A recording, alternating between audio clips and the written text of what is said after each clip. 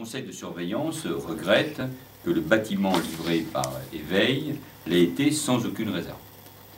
Et encore à ce jour, de très nombreux défauts de réalisation sont à souligner et donc à regretter dans les travaux réalisés par les sociétés du groupe Eiffage, comme dans la maîtrise d'ouvrages réalisés par Éveil. Il s'agit, vous le savez, de la même société.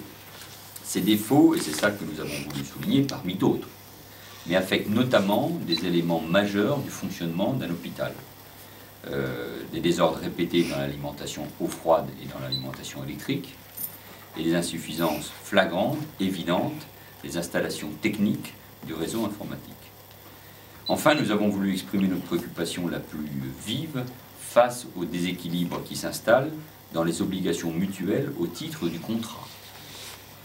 Ce contrat, je vous le rappelle, stipule que c'est au centre hospitalier sud-francilien de verser ses mensualités au titre du paiement du loyer dans sa totalité, à la fois l'investissement et ce qu'on appelle la maintenance et l'exploitation, pour un montant de 38,8 millions d'euros pour l'année 2011, qui sera au-dessus de 40 millions pour l'année 2012. 41 pour être précis. Et à Éveil, c'est-à-dire le groupe Eiffage, de mettre à disposition dès le 17 janvier un bâtiment terminé et propre à sa destination et à son usage hospitalier.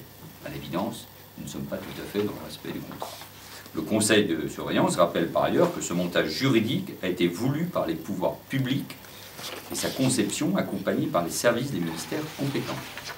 Ce montage juridique, ce partenariat public-privé, ce BEH ont été imposés comme seule solution pour construire vite cet hôpital.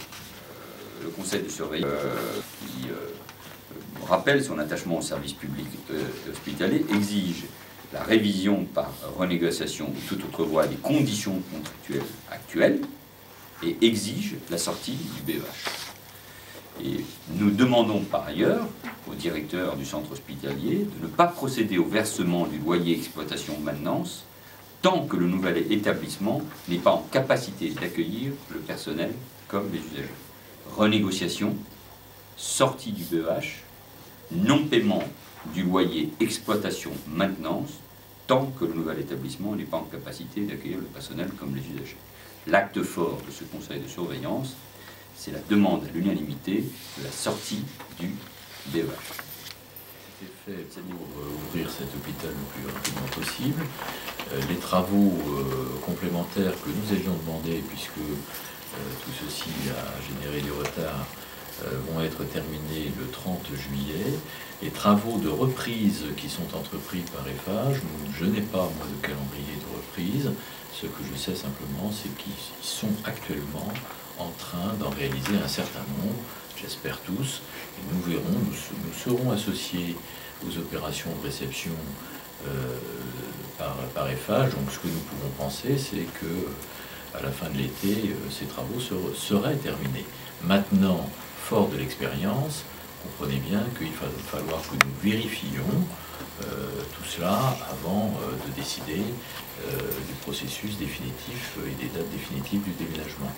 Nous, tout est en ordre pour déménager, comme on l'avait dit à l'automne, un petit peu plus tard qu'on l'avait dit, ça serait maintenant plutôt vers le mois de novembre, mais peu importe. Ce qui est important, c'est que nous sommes prêts. Nous attendons simplement la finalisation de tous ces travaux et des calendriers qui vont avec.